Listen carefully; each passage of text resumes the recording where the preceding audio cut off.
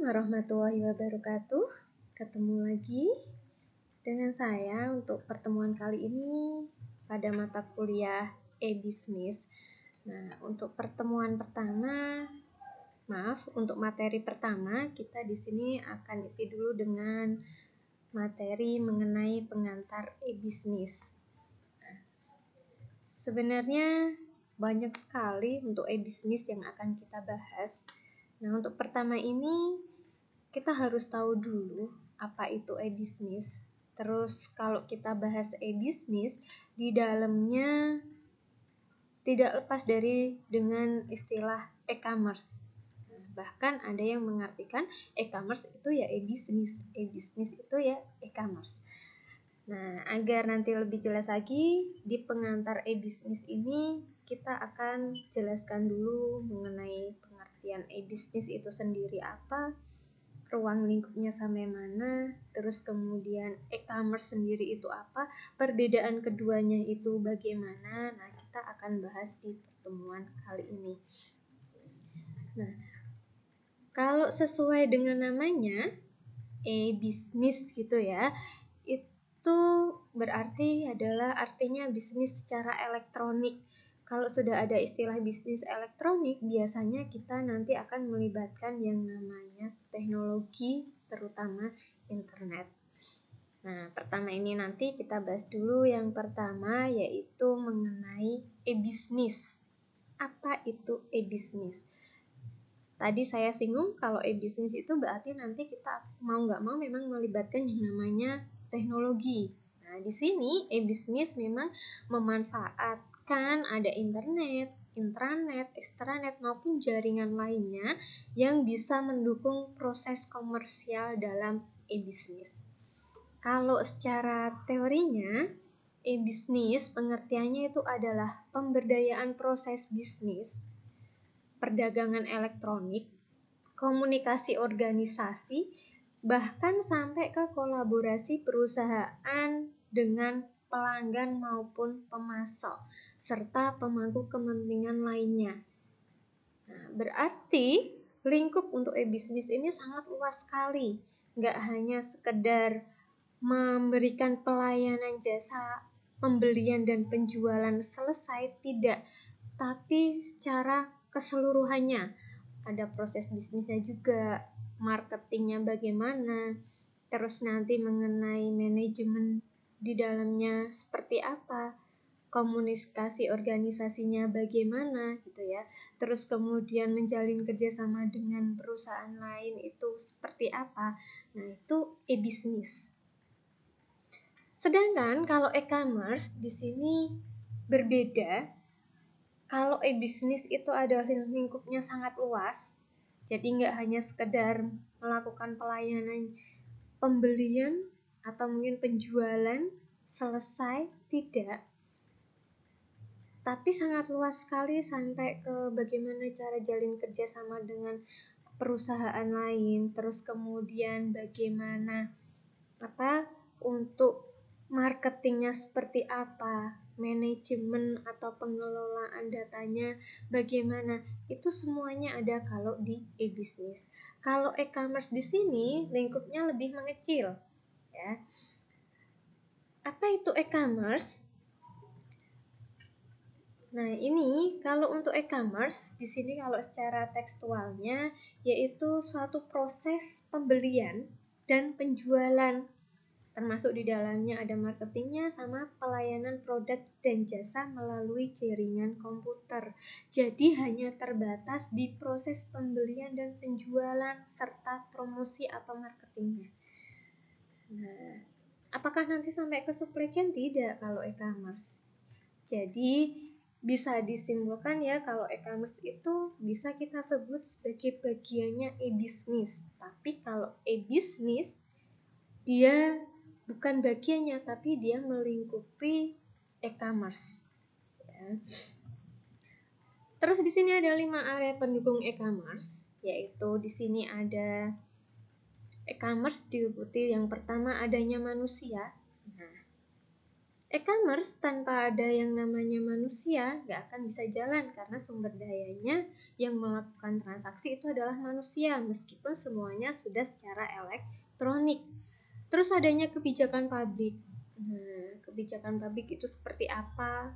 Salah satunya misalkan adanya pajak yang harus dibayar ketika saya buka misalkan toko secara online, berapa persen yang harus saya serahkan kalau saya mendapatkan penghasilan segini, apakah saya dikenai pajak atau tidak itu ya.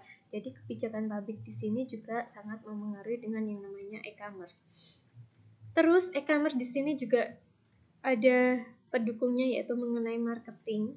Nah, ini yang paling penting, sukses tidaknya e-commerce itu bisa dilihat dari cara pemasarannya atau marketingnya atau istilahnya promosinya.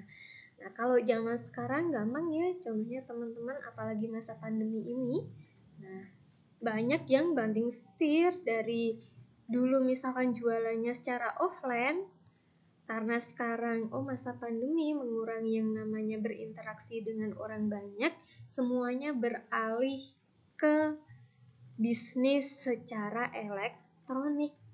Nah, kalau teman-teman di sini cuma melayani jual beli, promosinya seperti apa atau marketingnya, itu berarti teman-teman di sini sudah yang namanya melakukan kegiatan e-commerce, melakukan jual beli secara elektronik gitu ya. Promosinya macam-macam. Bisa nanti saya promosikan di media sosial. Kalau misalkan saya nggak paham media sosial, bisa saya promosikan misalkan, saya taruh di status-status media sosial seperti WA yang paling mudah gitu ya. Nah, marketing ini apakah hanya seperti itu? Tidak. Marketing ini banyak, misalkan dengan adanya iming-iming sale di produk yang akan kita tawarkan, atau misalkan selain sale, ada iming-iming kalau beli satu gratis satu, atau mungkin kalau sekarang yang paling sering itu adalah untuk tanggal cantik itu pasti ada istilahnya flash sale. Flash sale di 99, flash sale di 10-10. Nah, itu salah satu bentuk strategi dalam marketing supaya apa? Supaya produk yang ditawarkan itu menarik. Ini, terus adanya layanan pendukung. Nah, layanan pendukung di sini biasanya salah satu contohnya adalah dengan ketersediaan chat.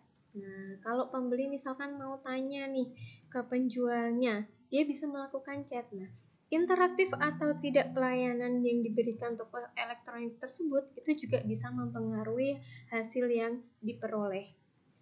Kalau misalkan saya bingung nih model ini ukurannya berapa ya, saya chat, kalau langsung ada balasan interaktif, nah itu nanti orang akan merasa senang. Ini saya belanja di sini aja deh kalau misalkan saya tanya, fast respon ketika saya membutuhkan informasi. Terus yang terakhir di sini adanya hubungan bisnis gitu ya. Jadi e-commerce di sini juga didukung oleh hubungan bisnis. Hubungan bisnis itu sama siapa? Hubungan bisnis sama rekan penjual atau rekan bisnis yang lainnya. Nah, ini jadi ada 5 area. Yang pertama didukung oleh manusia itu sendiri, terus adanya kebijakan pabrik, terus adanya marketing atau promosi, adanya layanan pendukung, contohnya tadi ya, pelayanan yang fast respon kepada klien atau pembeli, sama adanya hubungan bisnis yang baik. Ini 5 area pendukung e-commerce. Nah, ini tadi kalau kita simpulkan tadi mengenai perbedaan e-bisnis dan e-commerce, kalau digambarkan kurang lebihnya seperti ini, yang namanya e-commerce ini dia berada di dalam lingkupnya e-bisnis. Jadi e-commerce itu adalah bagian dari e-bisnis. Jangan kebalik, e-bisnis itu bagian dari e-commerce, bukan. Tapi e-commerce itu adalah bagian dari e-bisnis. Nah, next lagi, di sini ini ya tadi ya, perbedaan di antara keduanya itu terletak pada rentang proses yang lebih luas. Nah, kalau di dalam e-bisnis di sini menggabungkan transaksi internal dalam sebuah organisasi, termasuk transaksi yang berkaitan dengan e-procurement, logistik, termasuk di dalamnya yaitu bagaimana pengelolaan atau manajemen supply chain-nya, ke pembayaran transaksinya, sampai ke kontrol stok dan pelacakan order. Nah, jadi sangat luas sekali kalau e-business ini menurut Cafai tahun 2004. Jadi sangat terlihat jelas sekali antara perbedaan e-commerce dan e-business. Terus di sini yang mempengaruhi untuk e-business sama e-commerce di sini adalah adanya perkembangan mengenai new economy gitu ya. Apa itu new economy? Nah, ini biasanya disebut dengan istilah ekonomi internet atau ekonomi informasi atau bisa juga disebut yang paling sering didengar yaitu adalah ekonomi digital. Yaitu adalah istilah yang digunakan untuk apa? Menentukan kontribusi yang berbeda untuk perekonomian melalui penggunaan internet, pemanfaat teknologi digital dan teknologi informasi serta komunikasi. Nah, kalau zaman sekarang, masa-masa saat ini teman-teman bisa lihat secara real di lingkungan kita gitu ya, atau teman-teman sendiri sudah menggunakan yang namanya atau memanfaatkan yang namanya ekonomi digital. Saya pergi kemana-mana, saya nggak bawa uang cash. Oh, tenang, nggak apa-apa. Oh, saya mau ngojek nih, ngojek online. Saya nggak punya uang cash. Oh, santai. Saya bisa menggunakan gadget yang saya bawa untuk melakukan transaksi, bahkan untuk melakukan pembayaran. Bahkan yang terbaru ketika kita mau buka rekening pun sekarang kita bisa melakukan secara elektronik, tinggal kita pegang gadget. Nah, di situ kita bisa melakukan transaksi. Ini ya. Terus new economic ini didasarkan pada jiwa kewirausahaan dalam penciptaan pengetahuan dan berbagi inovasi serta kreativitas dalam memanfaatkan teknologi informasi. Nah, di sini akan berpengaruh pada pengembangan dan penjualan produk serta layanan yang lebih baik lagi dari yang sebelumnya. Nah, jadi sekarang yang namanya kita berbisnis itu kita sudah dimanjakan dengan yang namanya kemajuan teknologi. Bahkan kalau dulu kita bayarnya harus ada uang cash, sekarang kita yang punya yang namanya istilahnya dompet digital. Saya nggak punya uang, saya titip ya, misalkan titip baju ke teman, saya kok nggak ada cash. Nah, saya transfer ya. Kalau sekarang ada yang namanya dompet digital banyak sekali, ada OVO gitu ya, ada Dana. Bahkan ketika kita melakukan transaksi misalkan antar bank kena charge, nah sekarang banyak sekali dompet-dompet digital yang menjanjikan untuk gratis biaya administrasi. Nah, ini.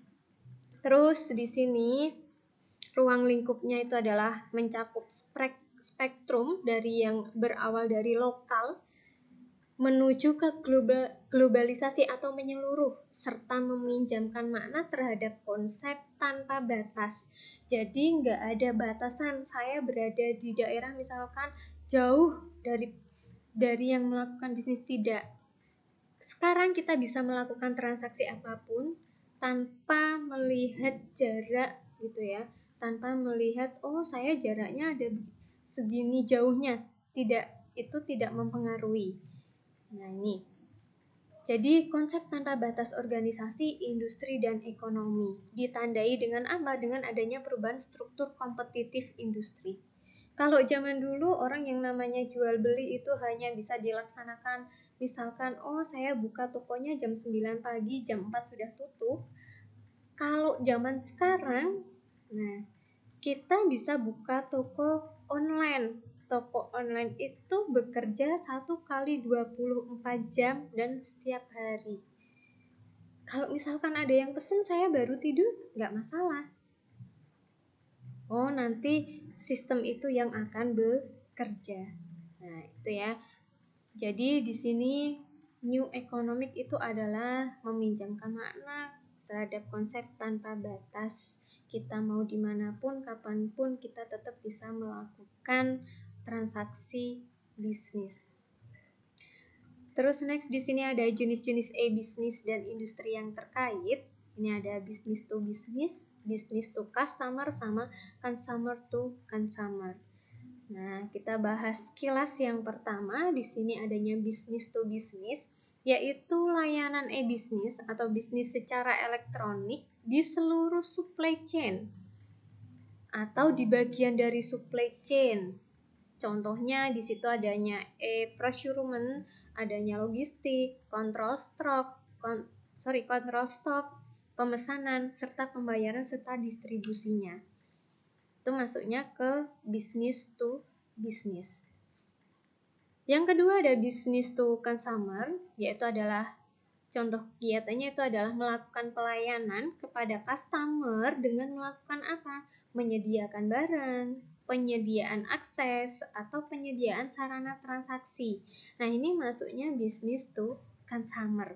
Jadi beda kalau business to business di sini adalah dia menyediakan layanan e-bisnis di seluruh supply chain atau hanya di bagian-bagian tertentu supply chain. Tapi kalau business to consumer di sini adalah melakukan pelayanan kepada customer-nya dengan apa? Menyediakan yang dibutuhkan oleh customer tersebut. Beda lagi dengan istilah consumer to consumer, yaitu membawa konsumen bersama-sama untuk tujuan tertentu. Contohnya apa nih? Contohnya di sini adanya pelelangan barang. Kalau ada pelelangan barang, konsumer itu pasti akan dilibatkan secara langsung dan berinteraksi secara langsung. Oke, sampai sini dulu Bu. Apakah sepertinya tidak? Nanti untuk di materi berikutnya akan didetailkan lagi mengenai e-commerce dan mengenai e-bisnis. Untuk pertemuan ini kita pembuka dulu, pendahuluan dulu, pengantarnya dulu mengenai e-bisnis dan perbedaannya apa sih mengenai e-bisnis dengan e-commerce itu. Terus apa itu yang disebut dengan new economic, ruang lingkupnya seperti apa gitu ya. Padahal kita pada saat ini kita sudah memasuki zaman tersebut. Oke, untuk materinya sampai di sini. Terima kasih. Kalau misalkan ada yang mau ditanyakan, silahkan bisa bertanya melalui sunan yang sudah tersedia. Saya ucapkan sekian untuk materi kali ini. Semoga sehat selalu, jaga mood, jaga imun, stay at home, keluar kalau ada perlu saja. Terima kasih. Wassalamualaikum warahmatullahi wabarakatuh.